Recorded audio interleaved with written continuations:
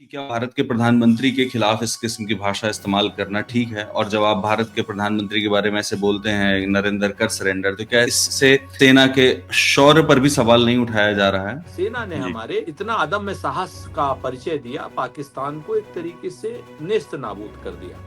कायरता हो या निकम्मापन हो, नाकारापन, उसको छुपाने के लिए भारतीय जनता पार्टी के लोग जिस तरीके से सेना के पीछे छुप रहे हैं, वो अपने आप में एक अक्षम्य अपराध है। जब नरेंद्र मोदी जी को जिस वक्त एक कठोर निर्णय लेना था, उस वक्त वो दबाव में क्यों आए? न कोई आया है, न कोई गया है। क्या ये सच था? आर्मी कुछ और कह रही है, नरेंद्र मोदी कुछ और कह रहे हैं। नहीं तो आपको नहीं लगता भाई, कि पीएम पद की गरिमा पर ठेस लगती है जब आप इस तरीके की भाषा का इस्तेमाल करते हैं? तो पीएम पद की गरिमा को ही तो बचाने का हम काम कर रहे हैं। पीएम पद की गरिमा पर तब ठेस लगती है जब पीएम पद पर बैठा हुआ आदमी दबाव में आता है। सवालों से पीएम पद की गरिमा पर ठेस नहीं लगती। पीएम पद पर जो व्यक्ति बैठा है, उसके कर्मों से पीएम का पद का मान या सम्मान बढ़ता है, जैसे इंदिरा जी ने बढ़ाया। इन्होंने जो जिस तरीके से विदेशी दबाव में आकर के सरेंडर किया, अब प्रधानमंत्री पद की गरिमा हम घटा रहे हैं या नरेंद्र मोदी जी घटा रहे हैं? फैसला मैं जनता पर और आप पर छोड़ दूं। आपके कहने का मतलब है भारतीय जनता पार्टी वही भाषा बोल रही है जो पाकिस्तान बोल रहा है? बिल्कुल, भारतीय जनता पार्टी अपने उसमें पाकिस्तान की भाषा बोल रही है। जी जी, आपके कहने का मतलब है कि कांग्रेस ये मानती है कि ऑपरेशन सिंदूर के दौरान भारतीय सेना का शौर्य दिखा और भारत जीता, लेकिन भारतीय जनता पार्टी ये मानने को तैयार नहीं कि 1971 के दौरान भारत जीता था। उनको ये दिखाई दे रहा है कि इंदिरा गांधी हार गई थी। क्या सारे आतंकी ठिकाने नष्ट हो गए? नहीं हुए। कुछ तो हुए। नहीं, एक बात, पूरे पाकिस्तान में 9 आतंकी ठिकाने थे यार। कैसी बात कर रहे हैं आप कुणाल जी? मेरा ये कहना है कि हमारी सेना जब एडवांटेज की पोजीशन में खड़ी थी, तो हमारा राजनीतिक नेतृत्व बहुत कमजोर था। वो विदेशी ताकतों के दबाव में क्यों आया?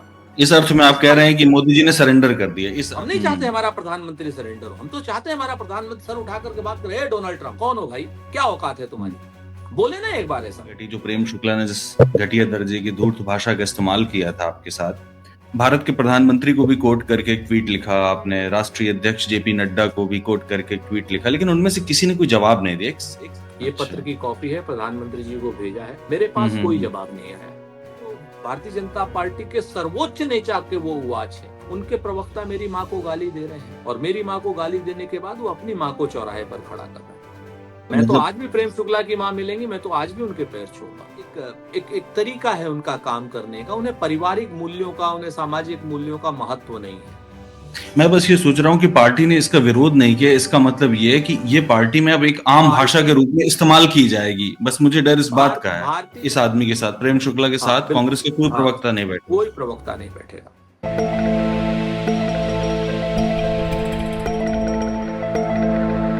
नमस्कार, मैं हूं कुणाल पाठक और आप देख रहे हैं द लखनऊ पोस्ट का कार्यक्रम भारत में विपक्ष। इस कार्यक्रम में मेरे साथ मेरे मेहमान हैं कांग्रेस प्रवक्ता सुरेंद्र राजपूत जी।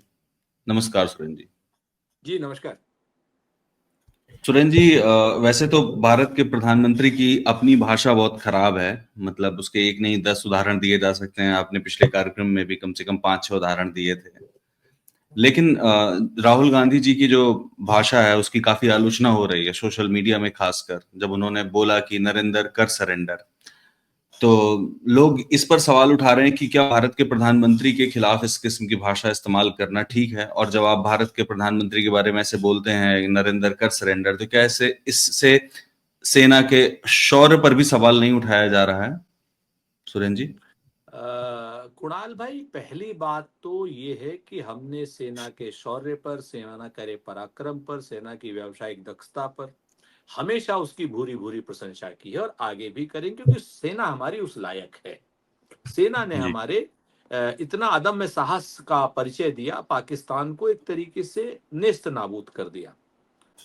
सेना हमारी खड़ी थी एकदम पीओके बॉर्डर पर, पीओके को लेने के लिए सेना हमारी खड़ी थी, बलूचिस्तान को आजाद कराने के लिए। तो हमारा सैनिक नेतृत्व पर कोई सवाल नहीं।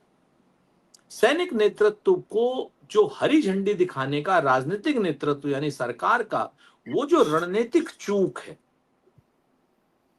उस चूक को छिपाने के लिए, उस रणनीतिक और राजनीतिक चूक को छुपाने के लिए नरेंद्र मोदी जी की उस जो भी उसको आप कह लीजिए, मैं उसको बार बार नाम नहीं लेना चाहता, कायरता हो या निकम्मापन हो, नाकारापन हो, उसको छुपाने के लिए भारतीय जनता पार्टी के लोग जिस तरीके से सेना के पीछे छुप रहे हैं, वो अपने आप में एक अक्षम्य अपराध है।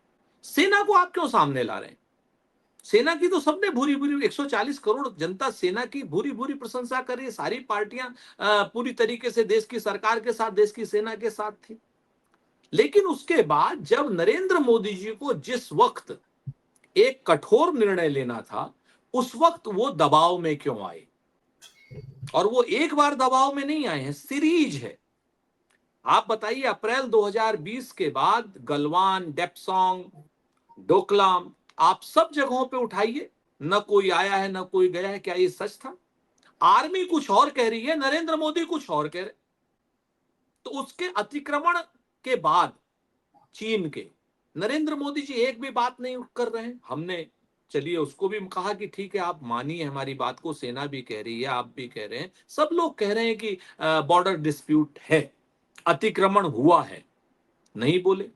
कुवैत में आप उठाइए कि कुवैत में बरसों से भारतीय जनता क्या नाम भारत के जो हमारे श्रमिक हैं, पिछले 10 साल 15 सालों से लगातार जा रहे, पाकिस्तान के श्रमिकों को बैन करा रखा था।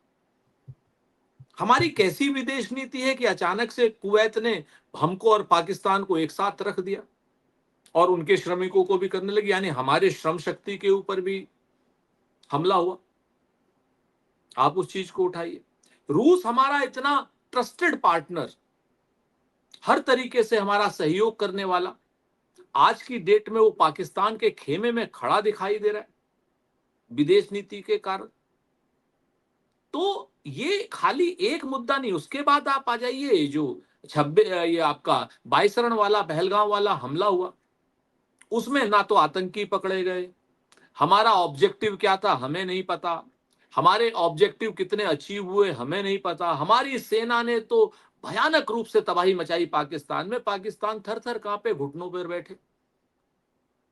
और कुछ दिन पहले अमित शाह जी कह रहे थे कि साहब 3 दिन नेहरू जी ने और युद्ध लड़ा होता तो कोई हमारा होता। तो ये बात अपने आप में सच है कि 3 दिन अगर मोदी जी ने और युद्ध लड़ा होता, तो वो जब दबाव में आ गए, वो जब सरेंडर कर गए, तो जब ये सीरीज ऑफ वर्क, में एक बात नहीं भी आपको 20 बातें और बता सकता हूं, तो वो जब वो लगातार उन्होंने अपने दबाव में माना, तो प्रधानमंत्री जो हमारा सर्वशक्तिमान प्रधानमंत्री है, जनता का चुना हुआ प्रधानमंत्री है, वो अगर दबाव में आ जाएगा किसी के, तो वो सरेंडर हम नहीं होने देंगे।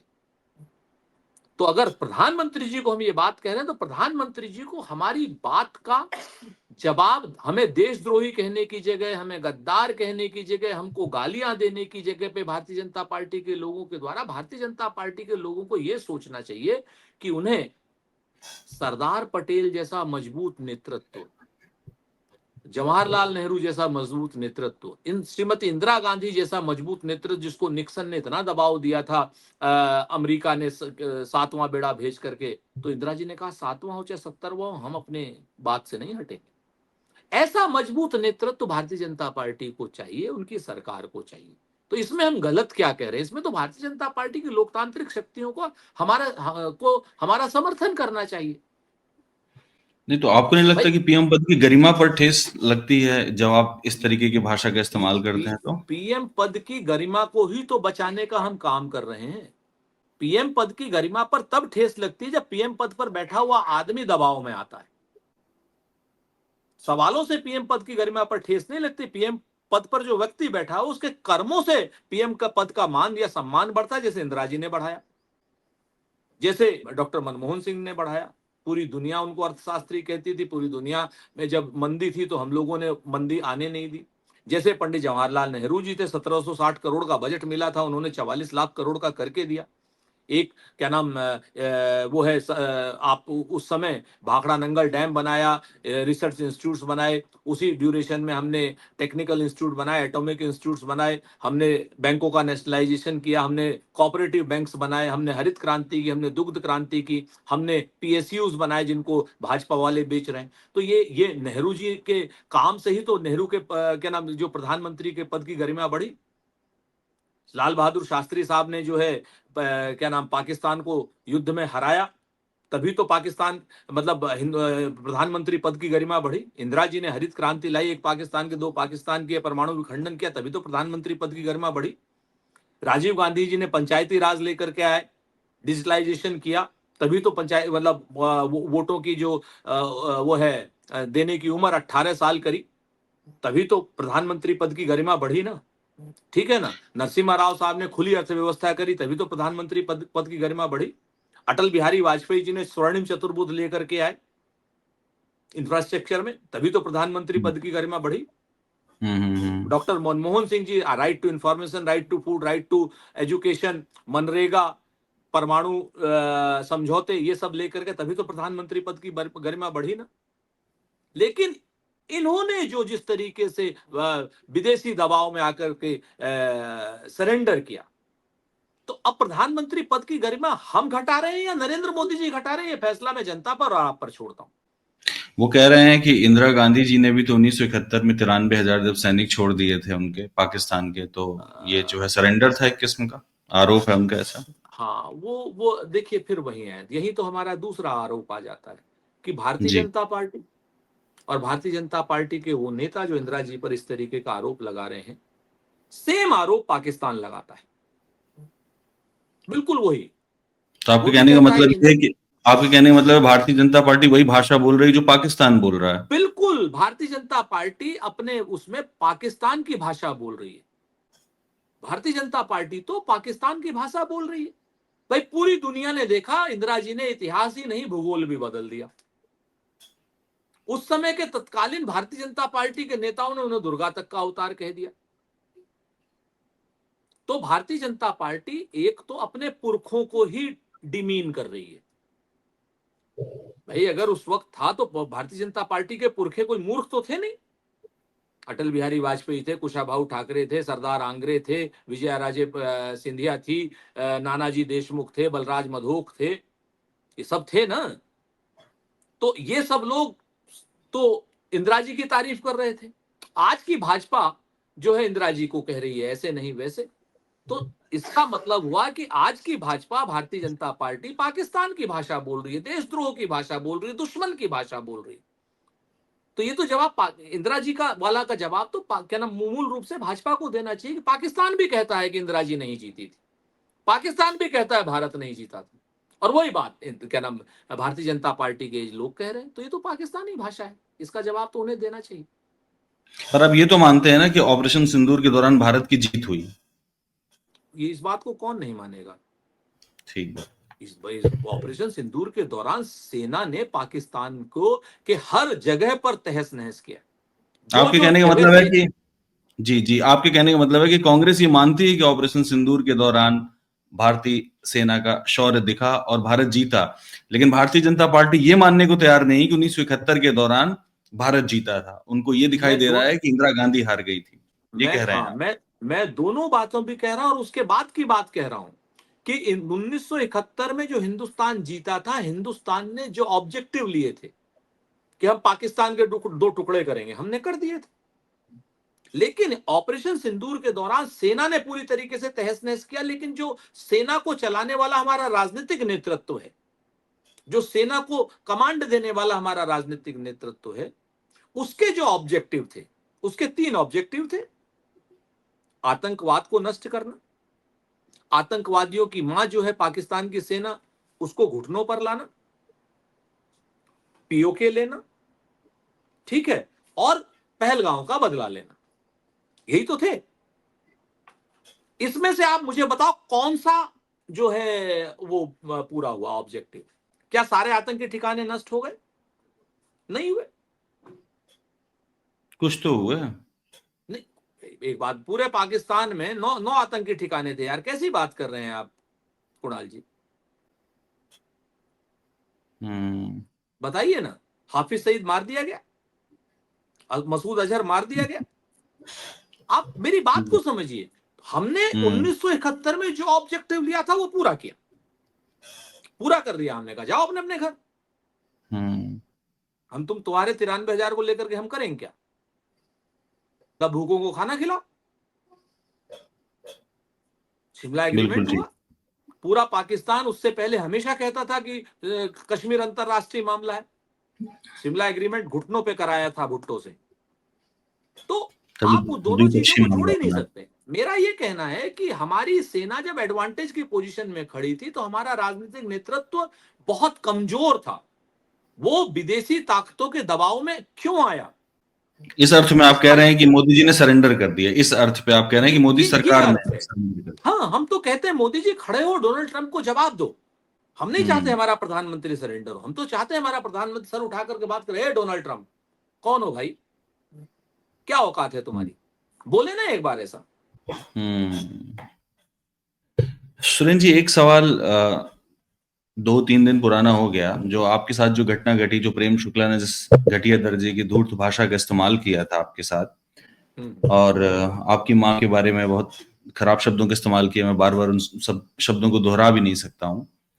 तो मैंने देखा कि आपने भारत के प्रधानमंत्री को भी कोट करके एक ट्वीट लिखा, आपने राष्ट्रीय अध्यक्ष जेपी नड्डा को भी कोट करके एक ट्वीट लिखा, लेकिन उनमें से किसी ने कोई जवाब नहीं दिया। एक साधारण सा जो कंडेमनेशन है वो तक नहीं आया। मतलब वो एक तो प्रवक्ता के स्तर पर भी कोई आके ये कहने नहीं आया कि हाँ, हमसे गलती हुई है, या यही आदमी दोबारा ये कहने नहीं आया कि मुझसे गलती हुई है, मैं ऐसी भाषा का इस्तेमाल करने से बचूंगा। बिल्कुल बिल्कुल, मैंने तो वो पत्र भी जो है जी। वो क्या नाम प्रधानमंत्री जी को लिखा है, ये अच्छा। पत्र की कॉपी है, प्रधानमंत्री जी को भेजा है, मेरे हम्म। पास कोई जवाब नहीं आया। हम्म। अब इसके बाद मुझे कुछ हम्म। नहीं कहना, मैं आपको बताऊं, ये भारतीय जनता पार्टी का चाल चरित्र और चेहरा है। मैं आपके एक प्रोग्राम में एक बार पहले भी कह चुका हूं, आपको याद होगा कि जी। 1971 से ये सिलसिला चला आ रहा है। गली गली में झंडी है, जब उन्होंने कहा था, आपके सामने याद होगा, मणिराम का बिल्कुल, बिल्कुल, उपचुनाव था, ठीक है ना, बिल्कुल। वहां से लेकर के प्रधानमंत्री के स्वयं के 52 करोड़ की गर्लफ्रेंड, कांग्रेस की विधवा, मंगलसूत्र, मुजरा, दीदी ओ दीदी, ये प्रधानमंत्री के वाच है, महिलाओं के प्रति शूर्पणखा। तो जहां पे देश के जो भारतीय जनता पार्टी के सर्वोच्च नेता के वो वाच है, उनके प्रवक्ता मेरी माँ को गाली दे रहे हैं, और मेरी माँ को गाली देने के बाद वो अपनी माँ को चौराहे पर खड़ा कर रहा है ये शब्द आपके साथ। बहुत मैं तो मतलब। आज भी प्रेम शुक्ला की माँ मिलेंगी, मैं तो आज भी उनके पैर छूंगा। हम्म। तो ये जो मामला है, ये इनका असलियत का चेहरा दिखाता है। नहीं, मैं ये कह रहा हूँ सुरेंद्र जी कि जैसे आपके कुछ तो मित्र होंगे ही उस तरफ, मतलब हम हमेशा राजनीतिक प्रतिद्वंदिता का मतलब ये नहीं कि एक दूसरे के ऊपर परमाणु बम फोड़ देंगे।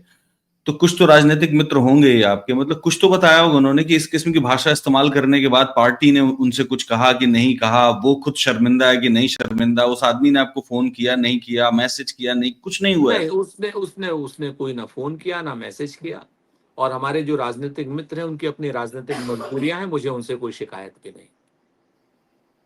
हम्म। मतलब लेकिन आपसे किसी ना किसी ने कहा जरूर कुछ ना कुछ की जो गड़बड़ किया उस आदमी ने। नहीं नहीं, मैंने इन- कहा ना, उनकी अपनी राजनीतिक मजबूरियां हैं, मुझे उनसे कोई शिकायत नहीं है। मेरी से हम्म। शिकायत जो बड़े लोग हैं भारतीय जनता पार्टी के, उनसे हम्म। है।